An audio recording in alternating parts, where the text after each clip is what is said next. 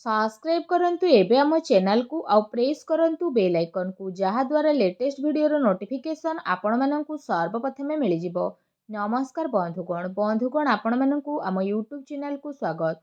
बंधुगण आज आमे जानिबा मासर द्वितीय सप्ताह अर्थात 8 रु 14 तारिखर दिनटी आपणकर किपरि कटिबो केउ प्रकार आजिर दिन को आपण माने प्लानिंग करिवे विशेष भाबरे जदि आमे आपण माननकु कहिबु तो आज आपणकर स्वास्थ्य किपरि रहिबो ता सहित आपणक क्यारियर किपरि रहिबो बिजनेस और व्यापार किपरि रहिबो ए दिन रे ता सहित स्वास्थ्यर महत्वपूर्ण इनफॉरमेशन मध्ये भिडियो रे आमे आपण माननकु कहबु और भिडियो शेष रे उपाय विषय मध्ये आमे आपणकु कहबु जहा द्वारा ए सप्ताह को आपण आहुरी अधिक शुभ और मंगलदायक भर साब्यस्त करि परिबे।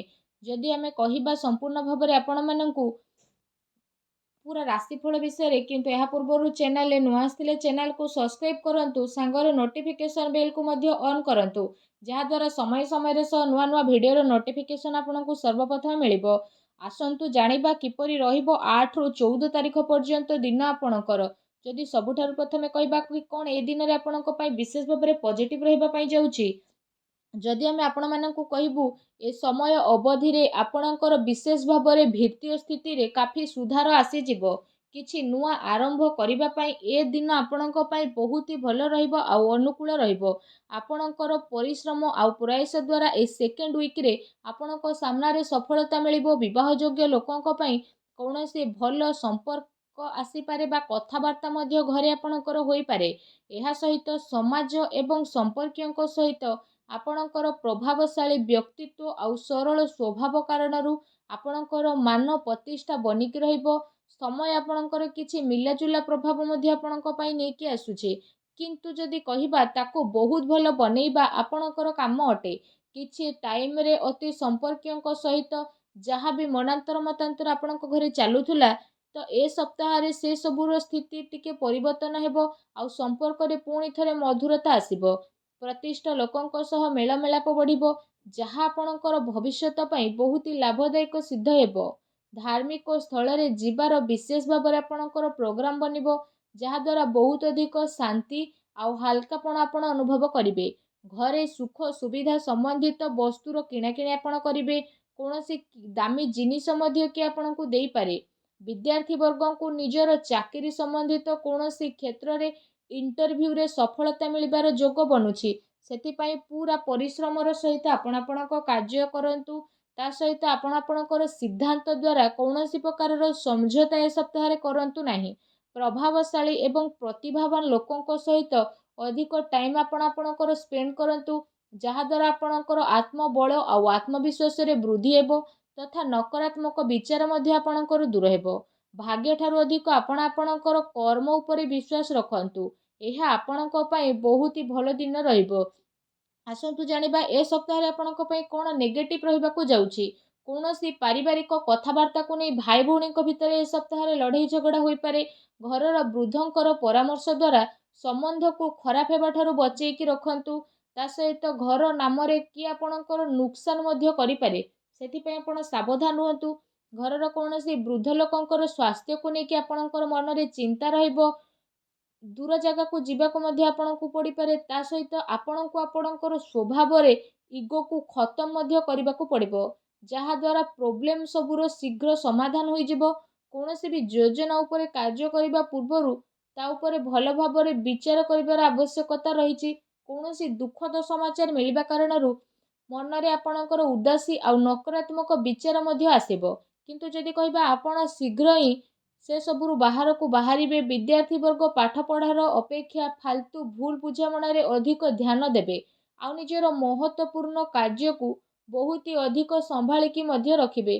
काहेकि ना जदि आमे कहिबा जदि किछि भूल करिबे आगो को आपणक पई भूल होई जिवो। घरे छोट छोट कथा रे अकारण रे चिंता आपणकर उत्पन्न हेबो तेणु अधिक क्रोध ठारू आपण दूरेई कि रुहंतु। सामाजिक गतिविधि रे अधिक ध्यान न देबा ठारू कोनोसी अति संपर्कित लोक आपणक उपरे नाराज होई पारंती। बस ए कथार आपण ध्यान न देकी निजर कर्म उपरे लागिकी रुहंतु। घरर वरिष्ठ लोकंकर मान सम्मान आपण अवश्य करंतु। ता सहित जदि सप्ताहर लव लाइफ विषय कहिबा तो जीवन साथींकर भावनार आपण सम्मान करंतु। एहा द्वारा आपणकर संबंध आहुरी अधिक मजबूत हेबो। ପ୍ରେମ ସମ୍ବନ୍ଧ ଆପଣଙ୍କର ମର୍ଯ୍ୟାଦାପୂର୍ଣ୍ଣ ରହିବ। କୌଣସି ବିପରୀତ ଲିଙ୍ଗୀ ବ୍ୟକ୍ତିଙ୍କ ସହ ମିଶିବା ଦ୍ୱାରା ଆପଣଙ୍କୁ ଆଶ୍ଚର୍ଯ୍ୟଜନକ ପ୍ରସନ୍ନତା ମଧ୍ୟ ଅନୁଭବ ହେବ।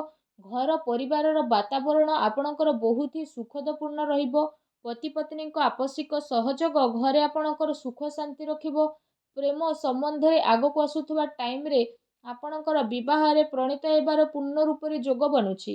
ଜୀବନ ସାଥୀଙ୍କର ବିଶେଷ ଭାବରେ ଆପଣଙ୍କୁ ଆପଣଙ୍କ କାର୍ଯ୍ୟରେ ପୂର୍ଣ୍ଣ ରୂପରେ ସହଯୋଗ ପ୍ରାପ୍ତ ହେବ ତଥା ଘରେ ମଧ୍ୟ ଆପଣଙ୍କର ସକାରାତ୍ମକ ବାତାବରଣ ବନିକି ରହିବ।